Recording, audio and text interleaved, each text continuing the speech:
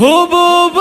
السعد هبت مع العود والرسلان بليلة فرح بنت الشيوخ السنافية، وهالنرقية الوجعان بنت علي القدر والشان، وغنوا لها أغلى البيوت الحماسية، وغنوا لها أغلى البيوت الحماسية.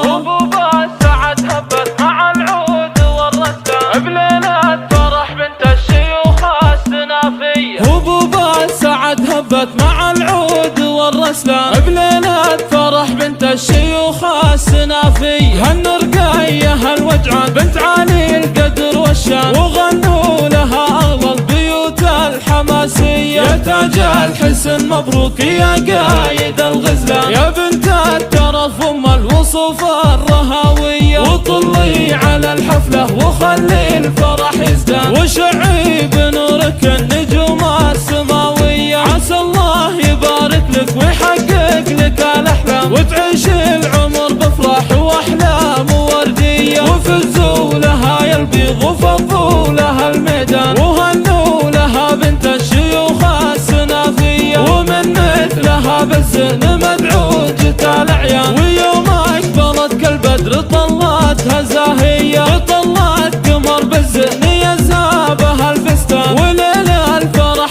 يزا ويضرب زهاوية، رقية يا محلاها وهي للحلا عنوان، عروسة الحلا وام الوصوف المهاوية، عروسة رهاوية ومهرة وبنت حصان، عليها الحلا والزين بوصاف حورية، سليلة شيوخ وبنت شيخ الرفيع الشان، أبوها أبو مشرع الفسعة الحية، رقية عسى مبروك يا نجمة الأكوان، يا وجه القمر وام العيون النداوية، يا بنت الكرم والجود والطيب والعرفان، سنافية وفيك الطيب خصلة ورادية، وام العروس معارف لها بالفخر عنوان، عليها زهد كل الوصوف الخيالية، كريمة وبنت شيوخ ومن عزوة شجعان، سمو الغلا وام الوصوف المثالية، ومبروك يا رقية من القلب والوجدان، مبروك يا بنت نايف اللي فعوله رهاوية، ومبروك لك ومبروك يا بنتك حنان، وراعي الفعول الطيبة والنداوية، ومبروك يا رقية عساها مدى الأزمان، ومبروك لك مبروك في كل ثانية.